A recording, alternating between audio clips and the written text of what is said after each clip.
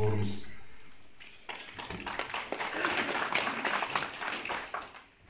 Ассалаумағалейкум. Семинар кеңеске қатысып отқан баршаға. Аха, нормально, не қыла бер. Алыстыңдар. Бүгінгі тақырып вермий технология саласы дейді. Вермий деген халықаралық тілде шлаушан деген мағынаны білдіреді.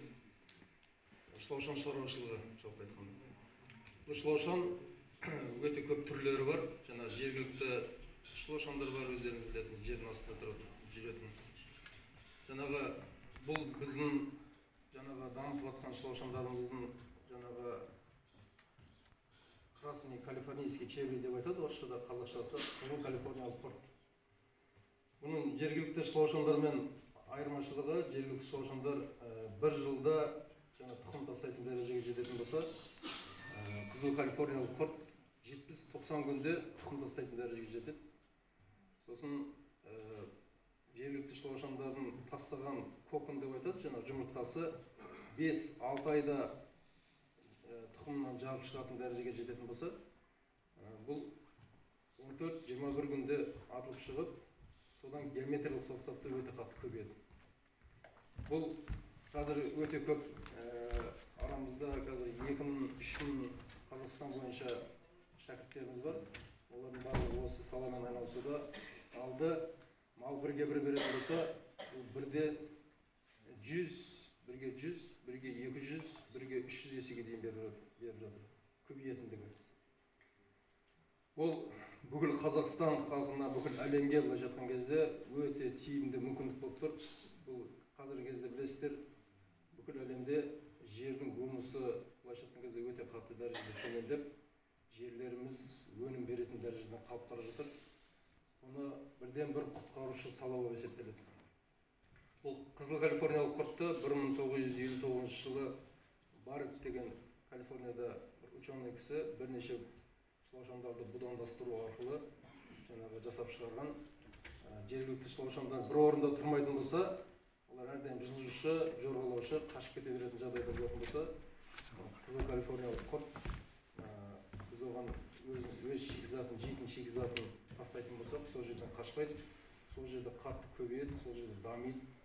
Және бізге биогумус деген бүкіл жаңағы ғалымдар бір ауыздан органикалық тыңайтқыштардың ішіндегі ең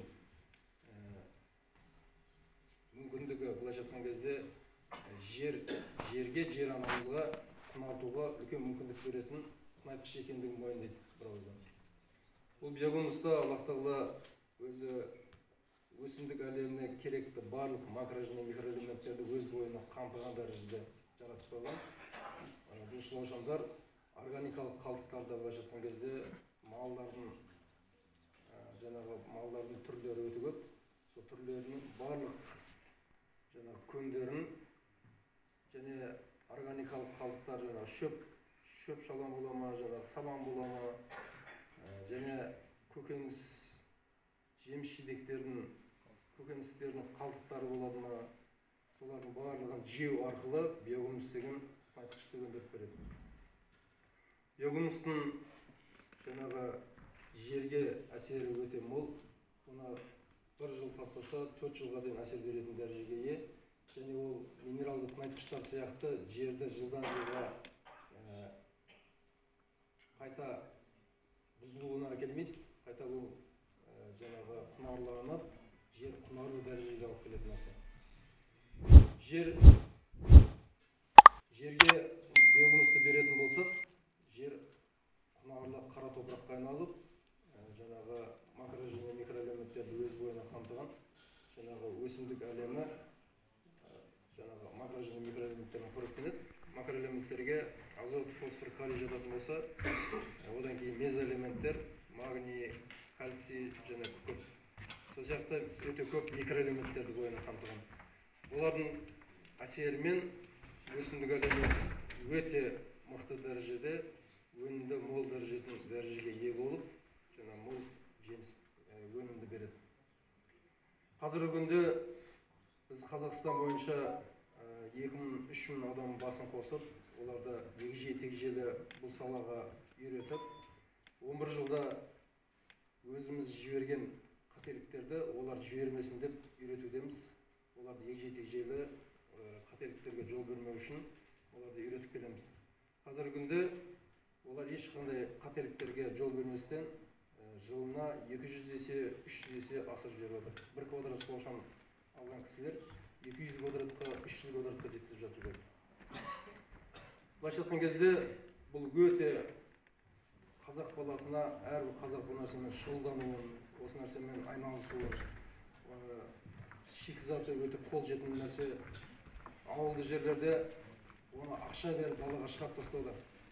Сол нәрсені қара алтынға айналдырып, былайша айтқан кезде қазіргі күнде биогумус тапшылығы өте қатты көрінуде, биогумус жетпей жатыр. Бүкіл Қазақстан жаңағы бұл биогумусты былайша айтқан кезде өздері алып, оның егінді егіп, оның нәтижесін көрді. Былтыр 15 куб жаңағы биогумус сұраған кісілер, биыл 800 куб сұрап жаңағы хабарласуда. Біз бірақ оларға тауып беремей жатырмыз. Сондықтан бұның жаңағы биогумусты еш ойланбастан оны өндіруді қолға алу керек. Шошанды санын көбейтіп, онымен бәріміз